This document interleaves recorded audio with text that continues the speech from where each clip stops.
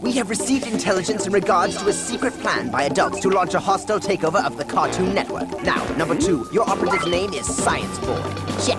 Number 3, your operative's name is Scaredy Cat Dog. Oh, he's so cute when he sweats! Number 4, your operative's names are Smelly, Brain, and Con Man. Oh, crud, they couldn't be trusted to make toast. Number 5, your operative's names are Flower Bee, Power Bee, and George. Today we're talking about the second season of Codename Kids Next Door, one of the most imaginative shows from my childhood about this group of kids who fight against adults, like this Dracula who spanks misbehaving kids, or a fast food worker who makes kids meals, like with real kids and feeds them to sharks. The lore really expands this season and showcases a whole world of Kids Next Door outside of Sector V, even going to the moon. So let's jump into episode 1 of season 2, where we'll continue to ask the burning question: how many times were the adults actually in the right in Codename Kids Next Door? Now, the first episode is titled C.A.T.S, which is an acronym for Crazy Ancient Tyrant Stinks. I should note this is an acronym, not an anagram, which I mistakenly said last time, but I'm gonna ask for a pass for being sick and stuff, because I definitely made a few goofs here, and I really appreciate y'all pointing them out for me. The title is pretty fitting, as the main antagonist here is a crazy old cat lady who mistakes number 4 for one of her hundreds of cats. Now, the reason Wallaby's dressed like a cat here is because he accidentally destroys number 3's stuffed animal she's constantly saying "I love you" back and forth with. And just like, look at number 4 here, this is one of the best expressions in the whole show. I'm not gonna lie, I was pretty scared when we saw the plush get lasered, because we've seen number 3 turn into Rambo when the lice destroyed her stuffed animals last season. But instead of killing number 4, she makes him dress like the cat, which might actually be a fate worse than death for him. Though this does work well for the increasing narrative of a romance blossoming between numbers 3 and 4. The kids go into the crazy old cat lady's home, and yes, that's her name, the crazy old cat lady. Do you think she was born with that name? They try to rescue number 4, but have to fight against all the other cats who assemble into one giant cat, and I gotta admire their dedication to their craft. Like, every black and white cat has a specific position, so the markings look like a real cat. This is amazing. Number 3 uses a barrage of stuffed animal missiles to destroy the giant cat limb by limb, and seeing a missile go directly through the heart of this cat while the old lady screams is kinda horrifying, but like, the cats are just being pushed out of the hive mind and can jump right back in, so it's all good. Number 4 thanks number 3 for coming to save him, finally doing a good impersonation of Mr. Huggykins. I love you.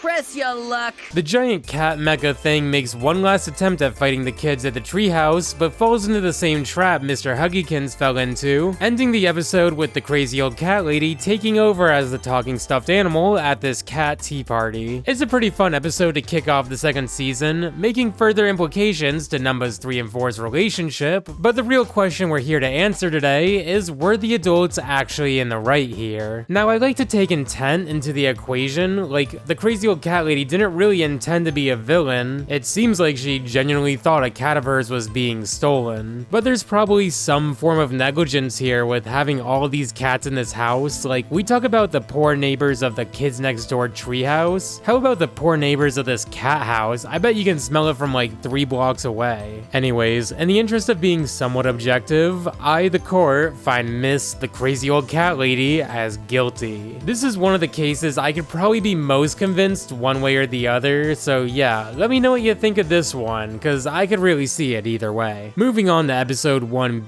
P.O.P, or Preteens Oppose Prohibition. This episode has a really funny concept that perfectly aligns with the Kids Next Door. A prohibition-themed villain, but instead of this period banning beer, it bans root beer. And before anyone says, actually, Prohibition banned all alcoholic beverages from the years 1920 to 1933, not just beer. I know, but like, beer and root beer. It's funny. There's a few episodes at Kids Next Door that revolve around number 2 in a more old school crime drama setting, which is really funny. And now that I think about it, each character has a bit of a trope they follow when an episode is solely about them. Like, number 1's forced to go places he doesn't really care for or doesn't care to admit, like a Disney World knockoff or a date with Lizzie. And there's number 4 who gets mistaken for something he's not, like a cat or a daughter being brought to the office. So it'll be fun to to keep this in mind, because the show has a really nice balance of group episodes and individual episodes that make me appreciate the characters a little bit more. The Prohibition-themed villain, Mr. Fizz, who apprehends the kids next door, is voiced by Jeff Bennett, who I associate most as the voice of Johnny Bravo in Raj and Camp Lazlo, but here he sounds most like Principal Luna from Class of 3000. Yes, you will be mine. Children, if only you could bottle their delightful precociousness until they've grown up. I'm actually working on a video about Class of 3000, and I think it'll be really fun. It also ranks and discusses all the songs and stuff, so let me know if you want to see that. So make sure you're subscribed so you can check it out when it drops. Yes, I'm talking to you specifically. We see this factory has a conveyor belt the children get stuck to while they get mashed into glass bottles, which is crazy. But Mr. Finn explains that the kids really annoy him because they drink this sugary soda and act really hyper. We see Mr. Fizz has little patience and a bit of a root beer issue that definitely went over my head as a kid, that he was talking about root beer like beer here. It's a bit early for soda, but I need something to steady the nerves. Mr. Fizz turns into a root beer mech here, and easily the most anime-inspired sequence of the show so far, and manages to bottle all the kids next door except number 2, who fizzes up this soda armor, causing the suit to explode. So in the end, all the kids are freed from the bottles, except number 5, who Mr. Fizz is forced to search for while everyone else parties and drinks the soda. Like, number 2, stop watching and help the man. Your friend is probably suffocating inside of a root beer bottle. Anyways, this is a fun episode. I love the references to Prohibition, and root beer as beer will always be funny to me. I've even been to the Prohibition Museum before, so it was really cool to see here. Mr. Fizz is obviously guilty here, like you can't just bottle kids away because you don't like them, but I do sympathize for him as a character depicted struggling with alcohol. Episode 2A is S.P.A.N.K, or Sore Posteriors Annoy Naughty Kids. Now this episode follows Count Spankulot, this Dracula-inspired villain who spanks misbehaving kids instead of sucking blood. And right away, I think this episode and Spankulot's verdict could be one of the most controversial depending on your stances on spanking/disciplining misbehaving kids. We see Spankulot spanks kids for having a bad report card or spray painting and TPing houses, but it gets a bit more trivial, like a kid who's checked out her library books for too long. And that one just makes me kinda sad. Like, you got a kid actually going to the library and they're punished for it. Now, while we're talking about the characters being ruled innocent and guilty, this episode actually has Count Spankulot going to court for illegally spanking an innocent child. Like, he's really gotta go door to door in his neighborhood and explain what he did. But like, can you imagine being a parent, walking into your kid's room to this man LARPing as a vampire hitting your kid? Like, that's crazy. 2 adults entered that room, but only 1 is leaving. I'm just saying. So Spankulot actually goes to prison here, where he has time to reflect, and he decides he won't use his powers to hurt children, but to help them. Unfortunately, the first kids he can help are the kids next door, who happen to be fighting this giant mech from Mr. Fib and Mr. Wink, and I love that even the mech has giant hands and shoes like everyone else in the show. Atoning for his sins, we see Spankulot telekinetically twist the legs of the robot and spank the villains as they run off, so I guess on top of spanking, he's a psychic,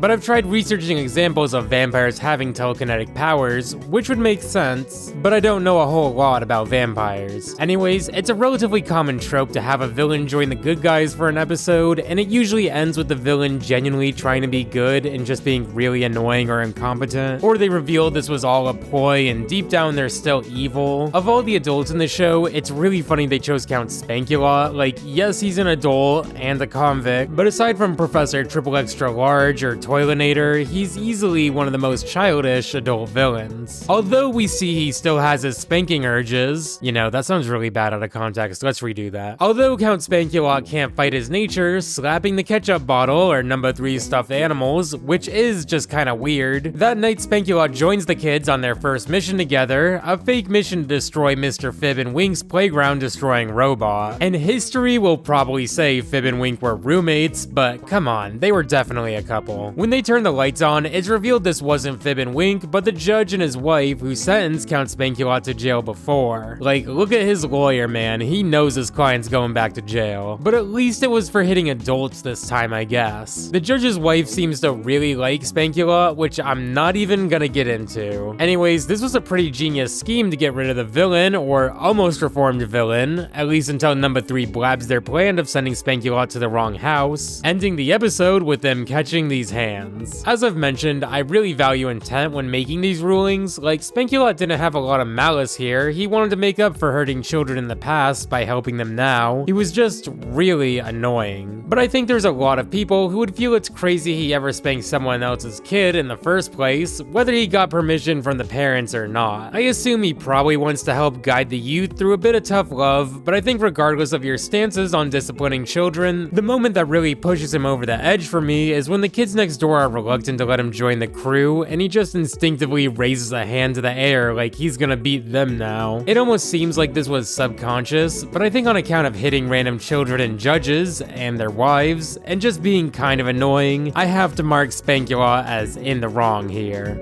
Episode 2B Date, aka Dance Actually Threatens Everyone. The kids next door go undercover to spy on a big dance being held by the delightful children from down the lane, cause there's obviously gotta be some big evil plan behind this. But I really love the idea of the kids just putting their beef aside for a party. The kids have to go undercover to spy on this party, but as the odd man out, number 1 has to call up Lizzie, who we know is madly in love with Nigel from her bedroom full of pictures of him. Like, this one's just of his shoe. Number 1 constantly ruins the innocuous dance with his paranoia, but honestly, I can't really blame him. Like, if they were all to be captured here, it could mean the fate of childhood as a whole. Although everyone doubted him, number 1's actually correct here, as the delightful children's camera is actually a giant mind control laser, which I guess if you weren't suspicious of beforehand, you might just assume is any regular old camera. This gives us yet another Lizzie episode involving a date gone wrong and brainwashing, but number 1's able to reverse the brainwashing with Lizzie's camera's flash, which saves everyone except Lizzie, who's understandably upset about this crummy date and being misled. You know, I kind of feel bad for her. She can be annoying and overbearing and obsessive,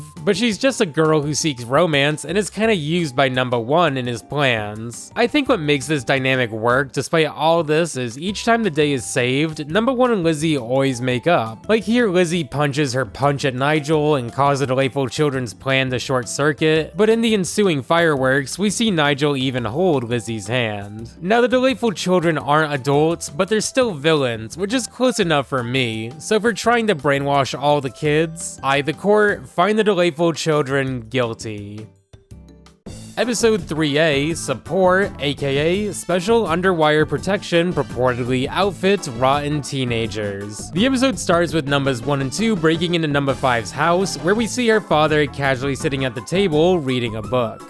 You boys help yourselves to some delicious cookies. They got the chips and the nuts and the sugar and all that good stuff. And on account of being Bill Cosby, the adults in this episode are ruled guilty. We learn number 5's sick in bed, but the boys bump into her older sister Cree, who they're suspicious of on account of being a teenager. Mr. Lincoln mentions how Cree has been growing up so fast, and she even wears a training bra now, and I think Cree's reaction here is actually pretty justified. Like, that's really embarrassing and crazy to say. Numbers 1 and 2 don't know what a bra is, and use the lunchbox to learn why, and by lunchbox, I mean largely undercover nuclear computer handles baloney or complicated computer stuff.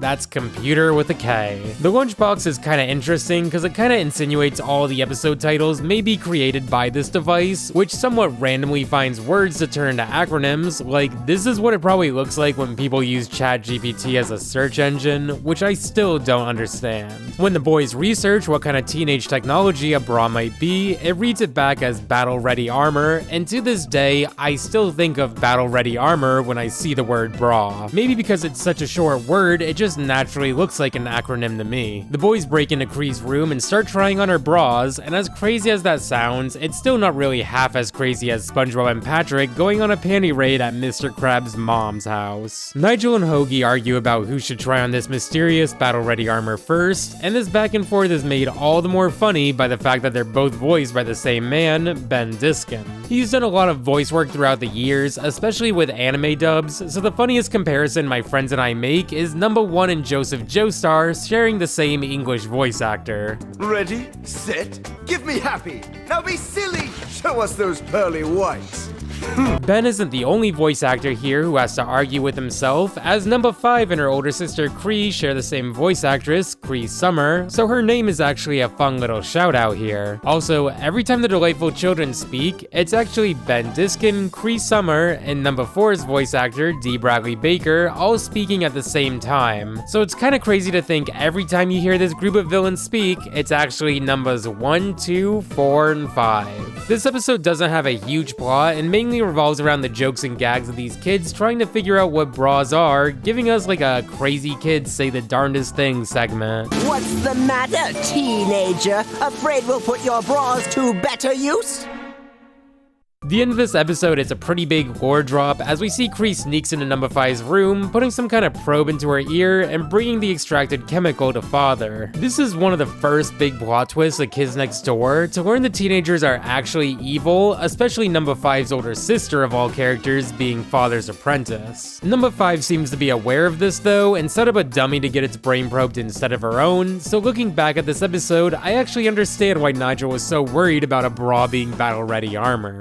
Though when marking the characters innocent or guilty in this very subjective, non-legally binding court of law, intent and plot relevance are pretty important, so if we look at the main plot of the kids messing around with Kree's bras, I actually think Kree is in the right here to just throw them into the ceiling and stuff. You could argue the kids maybe knew about Kree's evil apprenticeship, but I think to remain consistent in the judgments, the kids are usually in the wrong when they have a fundamental misunderstanding, like the roller rink or the evil Arctic base actually being a snow cone factory. So here I've marked Kree as innocent, despite being a villain. Episode 3B, Operation Tapioca, aka Teens and Pudding Inconvenience Our Childish Agents. I don't know about you, but I immediately think of the Kids Next Door whenever I hear about tapioca. Like, I think I've only ever heard about it like 10 times in my life outside of the Kids Next Door, and that's mostly because people are asking what are the little bubbles in boba tea. Anyways, the kids fight against a group of evil teenagers who are driving a truck full of tapioca, but No.2 is able to thwart their evil plans by launching their truck into the K&D base as they parachute away. Hoagie goes to visit his grandma after, who's just this bitter old lady putting anti-aging cream on her face the whole time. Later, the same evil teenagers fight against the kids in their base, but they transform into senior citizens, not only revealing they weren't actually teenagers, but that this villain team is led by Hoagie's grandma. Their big evil plan was to build these giant robots in order to steal all the tapioca in the Kids Next Door base, which is a fun twist, but does make me wonder what was going on at the beginning of this episode with the truck in the first place. Cause if the teenage senior citizens, or seniagers if you will, were stealing tapioca, I really don't know why the kids would stop them in the first place. I think these little disconnects make sense when you consider the episode's a story told from No.2's perspective most of the time, which gives us some funny little scenes like No.5 actually laughing at his jokes. This episode has always made me associate tapioca as an old person food, though I don't think I've ever had it outside of boba. Are the old people guilty here? I mean, they had villainous intent to steal the tapioca, but it worked out because the kids wanted to get rid of it in their base. So I guess as the judge here, there wouldn't even be a trial because no charges were pressed, and it all worked out. So I'll actually mark this one as N/A, because everyone kind of wins in the end. Overall, it's a fun episode I'm reminded of most times I ever have boba or ever hear the word tapioca. Episode 4A, M.O.V.I.E, aka Meeting of Villains, isn't entertaining. This episode starts at the premiere of the Rainbow Monkey movie, and yes, it plays the Rainbow Monkey song multiple times, and I will spare you all from hearing it yet again. No.4 can't stand the Rainbow Monkeys and sneaks into the rated R violence of the movie, but this isn't an actual movie, but a secret hideout for the supervillains to discuss their evil plans. It's a fun little homage to see all the villains from the show so far, but it's also hilarious to have them all strategize on taking down the Kids Next Door with a plan to take advantage of how stupid No.4 is. Like, all he can do is sit here in the middle of this roast before his disguise is ruined. What?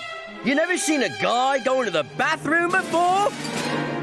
It's the stupid one! You know, this is the second episode of The Kids Next Door involving number 4 wandering into Mr. Boss's evil plans, in part because he hates rainbow monkeys. So that's kinda interesting, I guess. Number 4 crashes his ice cream cart and escapes out the top of the theater, leaving behind all the villains except one, the Toilinator, who I will refrain from calling another name, and he's upset number 4 betrayed his trust and friendship, but I'm so distracted by the chocolate ice cream on his paper and seat. Like, that is truly the most unfortunate flavor of ice cream to have on you as a walking toilet. So number 4 convinces the Toilinator he'd be a great movie star, getting his toilet paper stuck in the film reel, giving us our first signs of foreshadowing there'd be a Skibbity Toilet movie in the future. I'd have to say the adults are in the wrong here, solely on account of their conspiring against the kids next door, but I love the idea of making these random movies for adults that are actually secret headquarters. Like, I guess they make these look like such bad movies, no regular person would ever go to see them, but I don't know. I could see Violence the movie starring The Rock and selling millions of tickets though. Episode 4B, Fast Food. Find another stupid task for our oblivious dodo. The oblivious dodo in question here is number 3, and we're really calling her an oblivious dodo on her birthday of all days. A fun tradition we learned the kids next door do is grant a wish for the birthday kid to the best of their abilities, and number 3's wish here is to lead a mission, so the team makes a fake mission around grabbing a kid's meal from this new fast food place, which is a pretty good idea, and it's easy enough to make number 3 happy. But as always, there's a twist, that being the brainwashing camp counselor from last season works here. You'd think maybe he decided to make an honest living after his evil child labor scheme was thwarted, but he's actually making kids meals with actual kids. Like, this man is the most evil character in the whole show. I was gonna ask what kind of sick monster would eat children on a hamburger bun, but it's actually sharks. Yup, the villains steal children and puts them on a hamburger bun to sell to sharks, who pay in gold coins, which I presume are from sunken treasure chests or something. Seeing these sharks drive off arguing about how their kid wants a kid's meal from a fast food joint of all things for their birthday is really funny, but now that I think about it, unless this box is airtight, number 3's probably drowning in here. I'd like to assume number 3's the very first sale this fast food place has had, cause if not, it's really grim, hold the Billy and Mandy, to think that kid may have been kidnapped and drowned before being eaten by sharks. We get this pretty epic fishing sequence with the kids flying in an airship in the clouds, hooking to this car of sharks, but they manage to escape in the end, leaving just a cardboard box with only the crumbs left. You may notice number 3 never shows up again after this episode, and is even removed from the theme song after this, since she was eaten here. Alright, I'm just kidding. Obviously she managed to wiggle out of the burger before the sharks ever got it, and they trap this evil fast food worker in a hamburger bun as angry sharks circle around the establishment. This is a really fun episode, and it really made me appreciate number 3 from a combat perspective. Like, number 1 trusts she'll be okay inside the fast food joint cause she's resourceful, which is definitely true when you think of how creative and loopy she is. She definitely thinks outside the box. The adults are obviously in the wrong here for selling kids to be eaten by sharks. I don't really think that needs to be debated, so let's move on. Episode 5A, Shave, aka Southern Hair attacks virtually everyone. In this episode, the kids next door operate a giant barbershop mech to help shave these kids in danger who have been taken over by mustaches that turn them all into Southern gentlemen.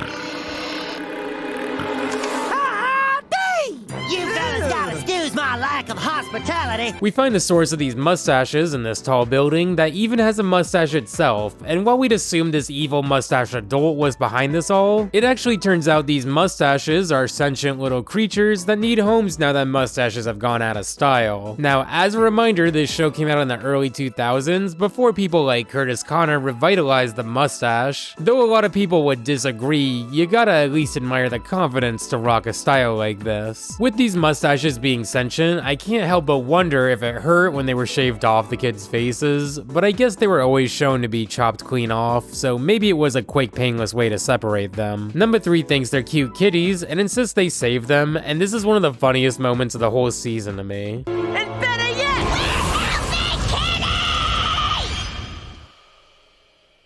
I vote for helping the kitty. So the plan to save all the mustaches is to drop them off, presumably in Antarctica, on account of there being penguins here. It's a funny ending, but also kind of morbid to think in order for these creatures to survive, they have to brainwash others, and because they're cute, the kids let them brainwash penguins. Though I guess maybe they picked penguins because it would keep them warm. I don't know how much it actually brainwashes them. The mustaches aren't adults or villains, but one could argue they're guilty for trying to brainwash everyone, even though this is like for their own survival. So the court marks the defendants as very cute, and I'm gonna spare them, marking them as N/A, so let's move on. Episode 5B, Oompa, obnoxious, overzealous male parent plays annoying horn. I'm so happy we're finally at the sousaphone episode. This is the one I was looking forward to the most this season. Number 1 tries to launch himself into space to avoid a fishing trip with his father, but the rocket fails, launching Nigel directly into his dad's car. The fishing trip's pretty embarrassing for Nigel, with his dad grabbing a sousaphone seemingly from thin air and playing it out on the lake, which all the kids hate, but all the dads love. Now you may think this is a tuba, but one of the main differences between a tuba and a sousaphone is the shape of the sousaphone curving around the musician, which makes it a lot easier to hold. The sousaphone is sometimes dubbed the marching band tuba as a result. Nigel yells at his dad for playing the sousaphone, embarrassing him on this trip he never wanted to go on in the first place, and this harsh moment of sadness is the first time we see Mr. Uno's face, as it's usually cut off like some other cartoon dads. This reveal really makes you feel for him in the moment, as a father just struggling to find some common ground with his son. But they do add some levity to the situation, with all the dads in the background being grabbed on fishing hooks with newspapers on them, ascending to the sky, which is such a funny visual. We learn this kid Willard has been fishing up a bucket of dads and holds Nigel's dad hostage as they compete for the rights to the father over a sousaphone battle. It's a really fun sequence that kind of sounds like a Banjo-Kazooie song, and there's so many fun, cool parts. Like he's doing a one-armed handstand while playing a sousaphone. He absolutely hit that.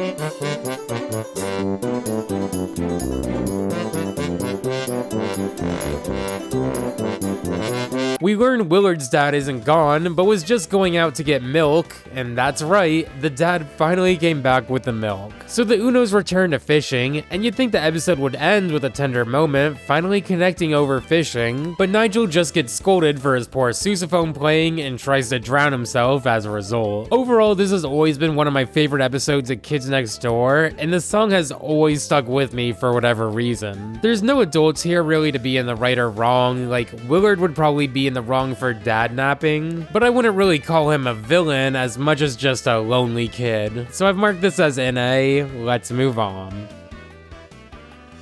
Episode 6A, Flavor, or Find Lost Ancient Variety of Refreshment. The beginning of this episode plays out eerily like the beginning to Avatar: The Last Airbender, recounting the ancient myth of the 4 ice cream flavors that lived in harmony: chocolate, vanilla, strawberry, and a legendary 4th flavor no one knows the flavor of. This is truly the biggest mystery of the Kids Next Door, and me and my friends have debated what this flavor could possibly be for a long time. Like, what ice cream flavor would be yellow and so good that it'd be locked away by monks out of fear it'd all be eaten? A lot of my friends have thought it's maybe some sort of French vanilla, but the K.I.S.S fan wiki discusses how in the mid-1800s, butterscotch was a major ice cream flavor being sold along the main 3. But I don't know, butterscotch sounds kinda nasty to me. There's also an episode next season in which there's this Blurpleberry flavored candy that's said to taste like the mysterious 4th flavor, and like, I don't know if Blurpleberry is supposed to be like blueberry, but I'm gonna need everyone to tell me what you think the 4th flavor is so we can kind of settle this once and for all. Another friend of mine said maybe the flavor is honey, and I really love that answer too. The episode follows number 5 specifically, who's one of the only believers in this mystical 4th flavor, but this moment's interrupted by a group of ice cream men who steal the golden scoop and take number 5 to the ice cream temple to guess the flavor of the day riddle. She avoids being frozen alive inside hot fudge by guessing sundae as as her answer, which is pretty funny, but let's be real, Sunday isn't a flavor, that's more like the day of the flavor than the flavor of the day. It's really interesting to give number 5 this big dream of tasting the 4th flavor, and she wants to achieve this by any means possible, even working with the delightful children. The episode kind of plays out like an Indiana Jones homage, like running through this tomb, escaping a giant strawberry flavored boulder, and I could just talk about the backgrounds in this show all day. Every shot has a huge sense of scale and looks so cool, like look at this giant golden ice cream cone. The delightful children catch up with Abigail and take the 4th flavor for themselves, but when they add sprinkles to their ice cream, it angers whatever higher power rules over the ice cream temple, which is honestly a justified response. Like, I'll reserve my opinions about putting sprinkles on ice cream, but dousing it in sprinkles before even trying it is just kind of rude. That's like dousing a steak in barbecue sauce before even trying it. The temple begins to collapse, but realizing this may be her only chance to ever try this legendary flavor, Abby jumps back into the falling ice cream cone, desperately trying to get just a single taste, even if it means her life. As she wakes up in a pile of rubble, she manages to try a tiny drop of the ice cream that fell on her hat, but before she can ever say what it tasted like, she gets a call from the kids next door, ending the episode walking into the sunset, asking for a ride home from this mystical mountain. Truly an amazing episode, and this has always been the cartoon food I've wanted to try the most, even more than Krabby Patties or the candy from Jimmy Neutron. Maybe it's just the mystery of it all, but I've always loved this concept, and this episode looks gorgeous. The villains are obviously in the wrong here for portraying Abby and selling this 4th flavor to the adults that never truly belonged to them, but like, truly the most messed up part of this whole episode was that the delightful children denied number 5 of even a single taste of the ice cream she risked her life for. Like, that's just rude, man.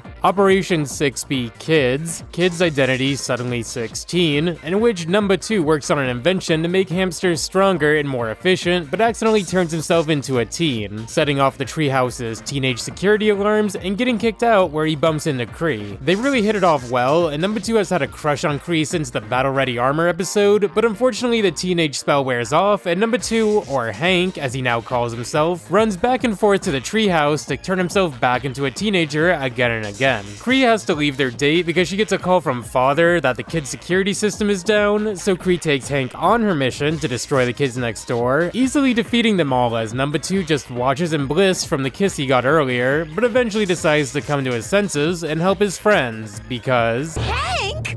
Your kisses may be sweet, Kree, but attacking my friends makes me sour.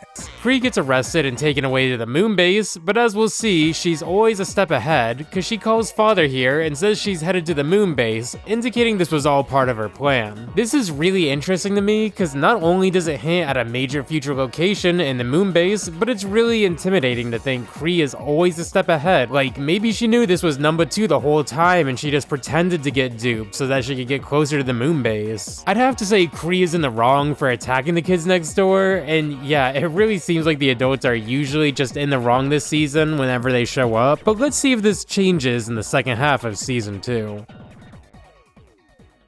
Episode 7A, Ghost, or Ghostly Hamsters Overwhelm Spooky Treehouse. This episode starts with a funeral for a hamster, and his headstone is a little piece of toast. This is so cute and so sad. Number 4 doesn't really care and says they have thousands of hamsters, which is pretty cruel. Like, when people say number 4 doesn't deserve someone as nice as number 3, the only defense I can come up with is that maybe this is just number 4 putting on a tough front to not appear vulnerable. I do kind of wonder how often they have hamster funerals, because like, they do have thousands, and while I never have had pet rodents growing up, I've heard stories of them crossing the Rainbow Bridge from just looking at them the wrong way. That night, number 3 sees the hamster wheel generator being run by the ghost hamsters, who drag her down to Chubo's grave, where she plays with the hamsters down in... heaven? And when she says she'd love to stay here but can't, the hamsters get mad, revealing their ghostly forms and trying to keep her here forever. They form into a giant ghost hamster and chase the kids next door, but the live hamsters shoot soda at the ghost, and he loves it. This is so cute. With his soul finally satisfied,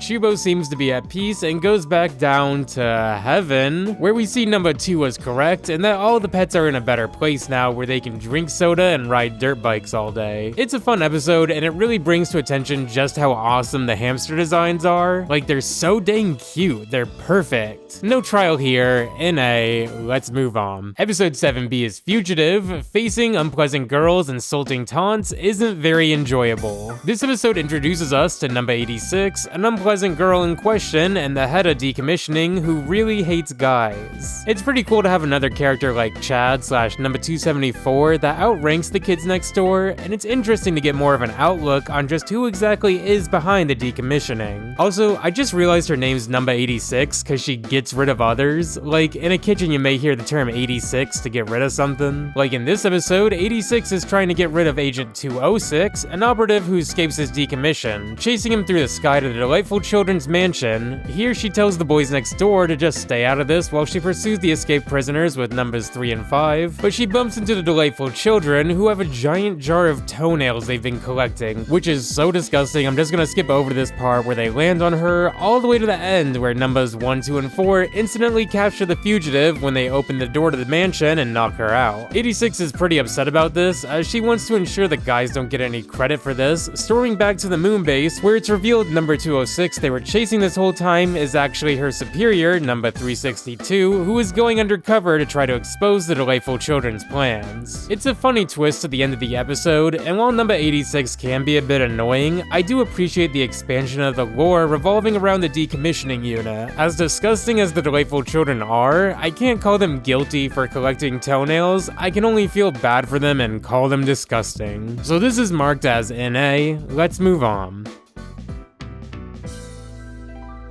Operation 8A, the Shogun, aka Terribly Huge Enemy, steals heaps of Gorgonzola using Ninja. This episode starts with number 2 waiting in line for the opening of this all-cheese restaurant as number 4 scrambles in, but Hoagie says he had to give his spot in line away to this random girl, and then says, "Nah, JK," and the girl sadly walks off. And I really do wonder if Hoagie made this girl wait and pretended to be her friend for no reason, which is already messed up, but if she had to go to the back of the line on top of this, I'd be ruling number 2 guilty forever. The all-cheese restaurant just so happens to be out of cheese because it was stolen by the cheese shogun and his clan of ninjas. I love the design of the cheese ninjas, and they move in a really cool way, but the temple itself is also really cool with the Swiss carpet with holes in it and stuff. Like, that looks good. We see the cheese shogun also has all the patrons of the restaurant forced to work in the cheese mine, but numbers 2 and 4 escape in this minecart, collapsing the mines as they try to save the others.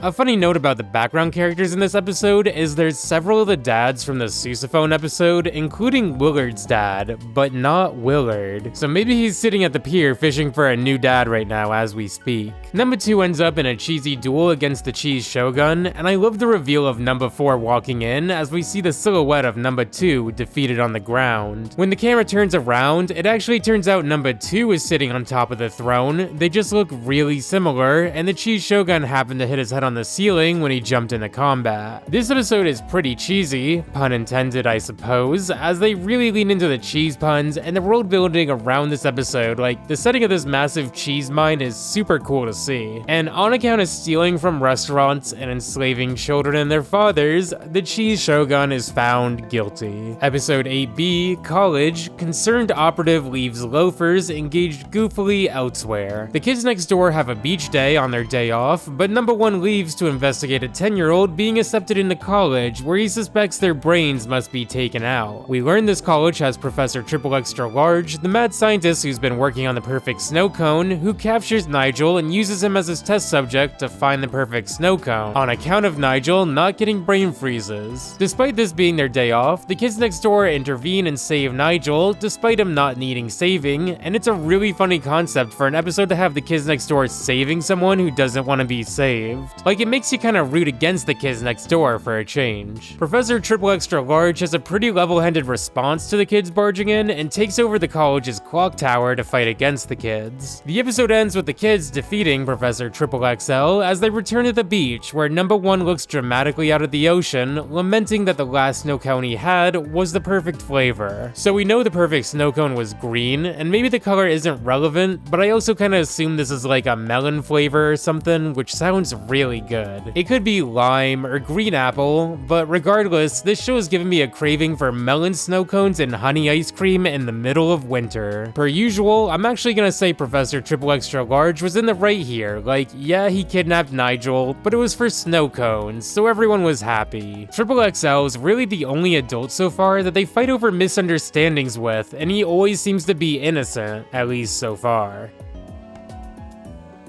Episode 9A, Report, Ridiculous Exaggerations Possess Occasional Real Truth. Last season I mentioned the Housefly episode was referred to as the art show episode of the season, in which they wanted to make a very experimental, artsy episode of Kids Next Door. And here with the Report, they really kicked it up a notch with an episode with 5 unique art styles. Number 1 is animated in 3D or CGI, resembling a Tron or Matrix style, which makes me think of the K&D online game Operation Best, a Kids Next Door MMO where the leader would be featured on Cartoon Friday. And I really don't want to think about it, because I was towards the top of the leaderboard in this game, and then our internet went out for a month. Nowadays that seems absolutely crazy, but in 2004 it really just meant we couldn't play Flash games for a month, so it really wasn't a big deal. Which is pretty funny to think about. Number 1's pretty funny in the CGI style, like his segment is simple as it just features him running through this grid trying to escape the delightful children who are off screen with some mysterious box.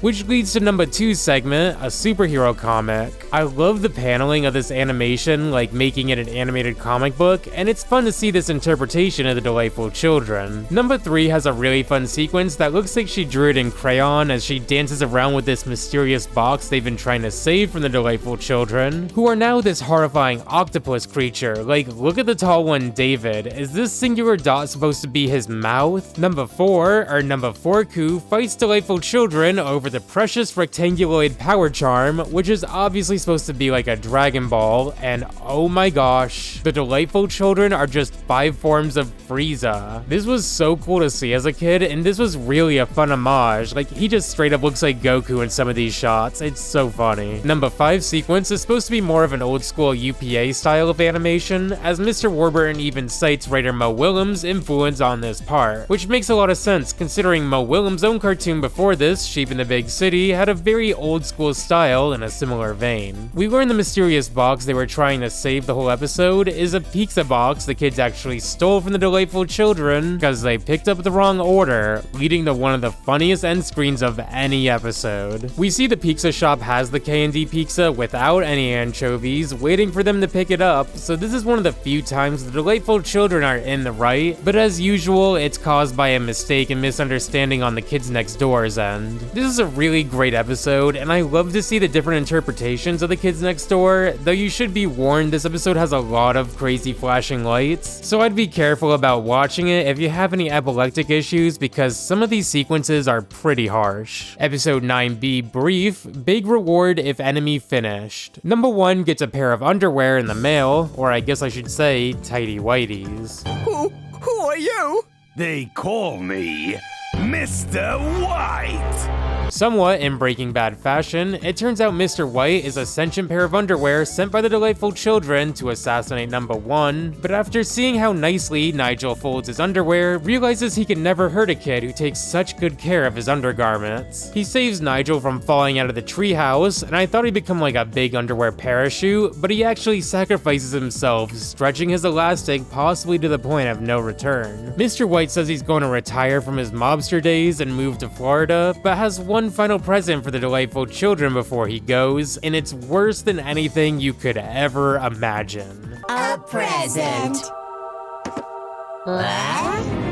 Tube socks. Are the adults guilty here? Well, the delightful children are clearly in the wrong for trying to assassinate Nigel, so yeah, they're guilty. Let's move on. Episode 10A, Cake 2, aka Commandos attempting capturing enemy's dessert, they weren't obliging. We start this episode with the delightful children having another birthday party, and Mr. Warburton's old blog reveals he wanted to have a caked episode every season, but when the notion came up this would mean the kids are aging a year every season, came to the observation, oh yeah, there's 5 of them, they'd have like 5 birthdays a year. So this episode could very well take place a month or 2 after the caked episode from season 1. The kids next door break into the delightful children's party once again, but this all turns out to be a hologram. When Nigel pursues the escaping delightful children, these are also imposters, as we learn Lizzie betrayed the kids next door for some icing off the real cake. Nigel's really upset, as he felt him and Lizzie had something special, but before they can work things out, the kids head to the football stadium where all the kids in town are tied up, forced to watch the delightful children to eat their cake on the Jumbotron. In a heroic act of self-sacrifice, Lizzie crashes the plane into this cake monster the delightful children summoned, giving cake to all the kids in the stands, and redeeming herself to number 1, who even refers to her as his crazy girlfriend. The delightful children are obviously in the wrong here, like, if the K&D were just trying to steal their cake, I probably wouldn't mark them as guilty, but the fact they were going out of their way to tie everyone up to watch them eat is just weird, man. Operation 10B Space, aka Sisters Playful Anarchy, causes emergency. This episode starts with the K&D on their way to the moon base, but they get a distress signal from a kids next door prisoner transport. Also, number 3 brings her little sister Mushi along because she was in charge of watching her today. Mushi presses a bunch of buttons and causes them to crash onto the prison transport, and you may remember the last time we saw Kree, she was being detained by the prison transport team, and she actually makes an appearance here as she reveals she was planning to go to the moon and would cause the moon base to float off into the sun, but the guards of the ship were fighting over a trading card and accidentally pressed the blow up the engine button. You know, they should really have a box around it, but it's a freaking muffin. That is the best design for a button ever. The idea for this muffin button was actually made by background artist Gideon Kendall, who actually designed the Kids Next Door treehouse, so it's really cool to note just how vital the amazing background artists were to the Kids Next Door production. Number 5 reveals she always looked up to Kree, who was one of the best Kids Next Door operatives, number 11, and as this comment points out, not only is number 5's name Abigail Lincoln, a number pun referencing the fact that Abraham Lincoln's on the $5 bill, but when you add numbers 5 and 11, you get 16, and Lincoln was the 16th president of the United States. Mushi gives a dramatic speech about how the girls shouldn't fight even though they're different ages, and as they make up, number 5 throws Kree into the trash chute, launching her off into space. But as always, this is yet again part of Kree's plan to get closer to the moon, so it's really interesting to think everything Kree does, even losing, is all part of a big master plan. That, or she's so salty she copes with every loss by saying it's a part of a bigger picture. I would have to say Kree is in the wrong here for the conspired terrorism of launching the moon base into the sun, so let's move on.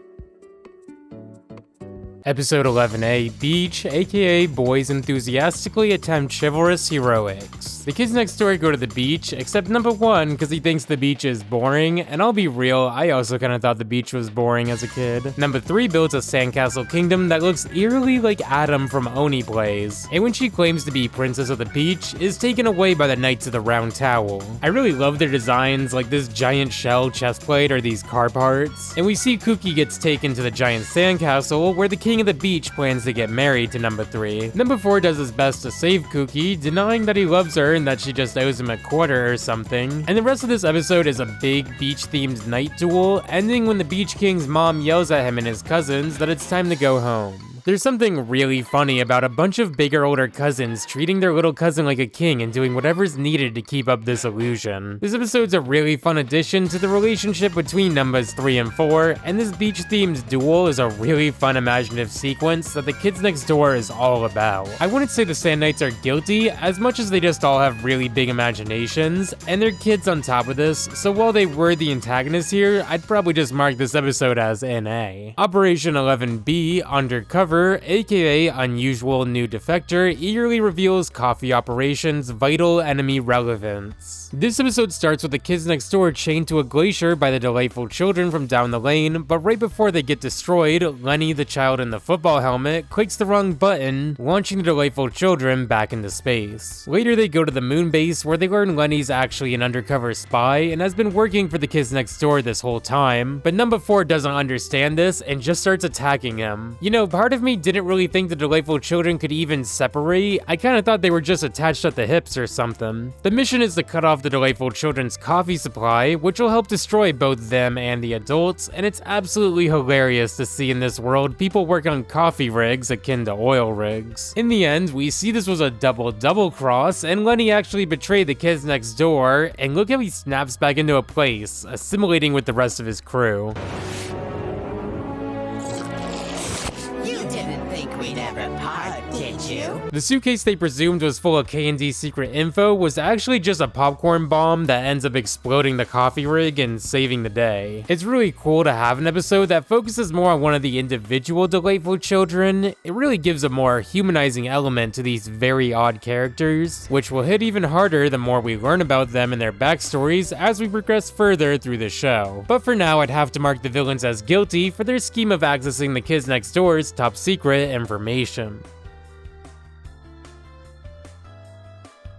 Episode 12A Dogfight, aka dueling over gooey frankfurters, invariably gives Hoagie trouble. In this episode, number 2's planes are constantly being shot down by this kid Ace, who's also known as the Kid, who claims to be the king of the skies. We get some really cool aerial fights here, but as number 2 constantly goes back and forth to this hobby shop to buy more parts, we learn the shop owner has turned these two against each other, claiming number 2 plans to destroy all the chili dog factories in town. As you may know, Hoagie loves chili dogs. It's actually the shop owner who hates them because they get his countertops dirty, and this seems like a much more elaborate scheme than just, I don't know, putting a sign outside the door that says no food inside. But when I think about it further, there's something kind of genius about getting these two to destroy each other so they won't be able to defend the chili dog stands, all while lining your own pockets with their repairs. In the end, they fight together by pulling their plane parts together, taking over the shop owner's plane and crashing it back into the hobby shop. This is a fun episode I'd totally recommend checking out if you're a fan of aviation or the kids next door's vehicles, because a lot of them actually make appearances here before Ace destroys them. The hobby shop owner, Mr. Washer, is obviously guilty for this elaborate scheme to get rid of chili dogs, as opposed to just not allowing food in his store. Like, he probably could have just asked Hoagie not to eat inside and things would have been chill. So let's move on. Episode 12B Trip, aka Twins Reconnaissance, increases peril. Number 3 goes on a trip to Japan to meet with the Japanese kids next door, as father sends 2 new villains, the interesting twins from beneath the mountain, to find their secret headquarters. This episode is just non-stop gag after gag, as these masters of disguise desperately try to keep up with Kooky. Like, it just so happens to be Free Sombrero Day in a Japanese airport. There's also this giant dog that gives the twins trouble all throughout the episode because they sprite him with a water gun, and I think the combo of all these goofy gags and this giant dog really reminds me of Tom and Jerry. Interestingly enough, Mr. Warburton reveals that the creator of Venture Bros, Jackson Public, actually helped punch up a lot of the gags in this episode, along with some other parts at the end of this season, so it's really cool to note the creators of Kids Next Door, Sheep in the Big City, and Venture Bros all played a big hand in this episode. At the end of this episode, we learn all the people number 3 interacted with, like the train conductor, the old lady, even the dog, were actually the Japanese kids next door, all secretly messing with these spies sent by father. While they weren't successful, I think it's pretty easy to say the villains were in the wrong here, like they were spying in order to destroy the kids. I feel like that's bad enough. So we have one final episode of the Kids Next Door to cover, but I'd like to take a quick moment to thank my Patreon and Ko-fi supporters: Robert Rock, Buggy, Luca17, James Bond 3W, Like a Sore Thumb, Jeffrey R, Jakira, Luther, Richard M, Jack C, Flynn Lee, and Paul H. Thanks so much for your support, and there's links in the description if you'd also like to help support the channel. It's thanks and help to viewers like you that I'm able to make these videos. Thank you. So now we move on to the finale of Season 2, Episode 13, which is actually pretty fitting considering the episode's all about number 1 getting decommissioned, because according to his faulty records, he's 13 years old. Operation End, or Everyone Nearly Decommissioned, has Nigel escaping from number 86 and the rest of the the decommissioning squad. The Kids Next Door treehouse, along with numbers 2 through 5, get taken up to space where they're set to get decommissioned, and number 1 meets with 274, who tells him some higher up must be setting them all up. And it just so happens this was all number 274's plan, cause he's turning 13, and the other operatives would find this out when his parents sent out invitations for his birthday party. So if all the other operatives who were invited got decommissioned, he'd be able to maintain his position as a Kids Next Door leader. There's something really interesting about how Chad goes about this. Like, he says he's worked too hard watching these snot-nosed brats. It's like he still cares, but is showing signs of becoming an evil, kid-hating teenager already. This is an amazing concept for the first half of the episode, but I kinda lost focus on the second half, where it focuses a bit more on numbers 2 through 5 losing their memory and regaining it, learning who they all are. It's an interesting decision, though I do wonder what the intent was with having the characters lose their memory here. Like, we don't exactly learn anything new about them, but we do get an interesting ending of what's to come, with Kree actually breaking Chad out of his jail pod as the two escape together. It's really interesting to see one of the strongest Kids Next Door operatives become a teenager before our very eyes and actually get decommissioned, and I'm really looking forward to seeing how the plot progresses with the new teenage villains. Number 274, who I guess will just be called Chad moving forward, has gotta be guilty for his tampering of documents and wrongful decommissioning of the others, but I'd like to think he had good intentions, as he still wanted to fight for the Kids Next Door. So with this final guilty verdict, let's look at the tally of innocents and guilties throughout the season. Now, of the 25 episodes here, after removing the 6 non-applicables, we have an overwhelming majority of guilty to innocent verdicts at 16 to 3. Comparing this to season 1 is interesting to note. There was 4 more guilties and 4 less innocents here, showing the villains really mean business now and are just outright evil, like trying to feed kids to sharks, which is still so crazy. When you tally up the 2 seasons together, the numbers look reasonable with a total of 28 wrongs, 10 rights, and 12 non-applicables, so I'm really looking forward to seeing what season 3 has in store, and honestly, you should too. This show just gets better and better. Thanks so much for watching. I'd really appreciate it if you liked and subscribed. It really helped me a lot, and I'll talk to you next week. Alright, bye.